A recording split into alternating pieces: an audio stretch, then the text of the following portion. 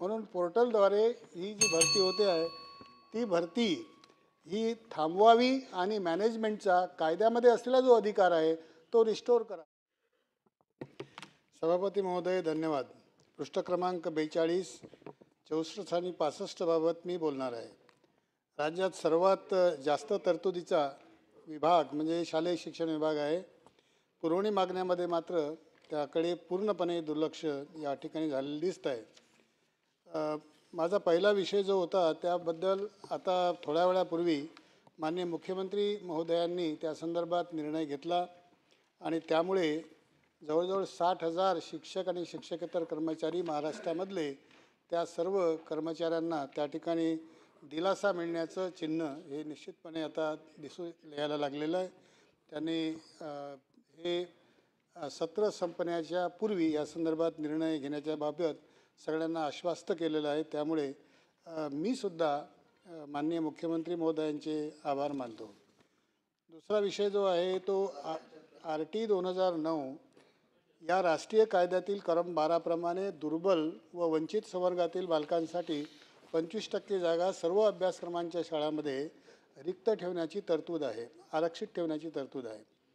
त्याबद्दल अशा शाळांना राज्य शासनाच्या विद्यार्थ्यावर दरडोई खर्चाइतकी रक्कम हे प्रतिपूर्तीच्या स्वरूपामध्ये देणं बंधनकारक आहे. या वर्षाची एकूण तरतूद आणि शासन ज्या विद्यार्थ्यांच्यावर खर्च करते त्याचा विचार केला तर RT अंतर्गत शिक्षण घेणाऱ्या विद्यार्थ्यांचा शिक्षण शुल्क प्रतिपूर्तीची रक्कम ही 55,333 असावयास हवी. परंतु 2011 ठरवण्यात आलेली 1760 प्रमाणे प्रतिपूर्ती मंजूर करण्यात येते. याशिवाय मागील 5 ते 6 वर्षापासून प्रतिपूर्तीची रक्कम ही प्रलंबित असल्यामुळे ती रक्कम जवळजवळ 2,500 कोटीहून अधिक असल्याची माहिती आम्हाला प्राप्त झालेली आहे. त्यामुळे कुठलेही शुल्क मिळून न देणाऱ्या या दुर्बल तसेच वंचित घटकातील बालकांचे प्रवेश शाळांना नकोसे झाले आहेत. त्यांच्याकडे पाहण्याचा सहानुभूतीचा दृष्टिकोन बदलत असून त्यामुळे या विद्यार्थ्यांमध्ये न्यूनगंड निर्माण होण्याची स्थिती निर्माण झाली आहे.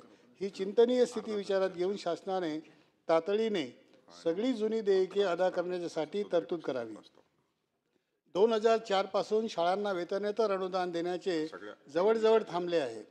माध्यमिक शाळा संहितेमध्ये नमूद केल्याप्रमाणे वेतनेतर अनुदान 500 ते 1000 विद्यार्थ्यांमागे शाळेला 35 ते 40 लाख प्राप्त होणे आवश्यक असताना किंवा इमारत भाडे या व्यतिरिक्त ₹10 लाख मिळणं आवश्यक असताना या शाळांना 1 ते 3 लाख रुपयाच्या पलीकडे हे वेतनेतर अनुदान दिल्या जात नाही.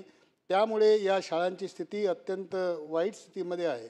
स्थानिक स्वराज्य संस्थांच्या शाळांना तर कुठल्याही प्रकारचं अनुदान त्या ठिकाणी दिल्या जात नाही.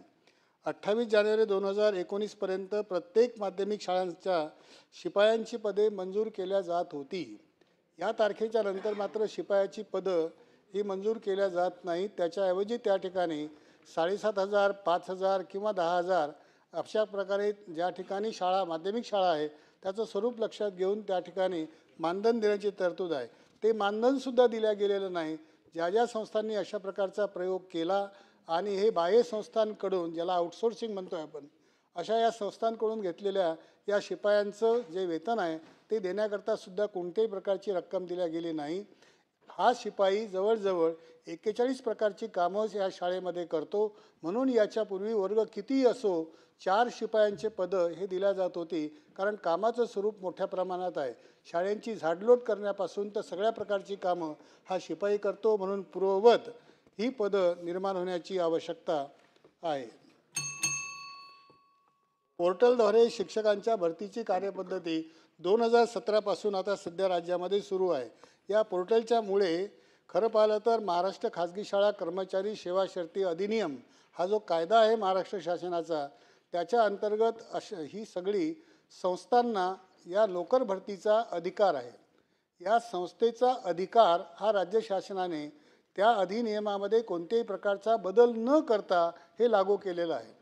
या संदर्भातला ऑर्डिनन्स मागे काढला होता, पण त्या ऑर्डिनन्सच्या आधारे बिल तयार करण्यात आलेलं नाही किंवा त्याच्या संदर्भातला सुधारणाही केल्या गेलेली नाही. त्यामुळे या शाळांच्या बाबतीत मात्र फार मोठ्या प्रमाणामध्ये गैरसोयीची परिस्थिती निर्माण झालेली आहे. कारण तिथे पोर्टलच्याद्वारे शिक्षक मिळत नाहीत. त्यामुळे गेल्या 4 ते 5 वर्षापासून 2017 पासूनच खरं पाहिलं तर याचा मोठा बॅकलॉग निर्माण झालेला आहे. म्हणून पोर्टलद्वारे ही जी भरती होते आहे ती भरती ही थांबवावी आणि मॅनेजमेंटचा कायद्यामध्ये असलेला जो अधिकार आहे तो रिस्टोर करावा.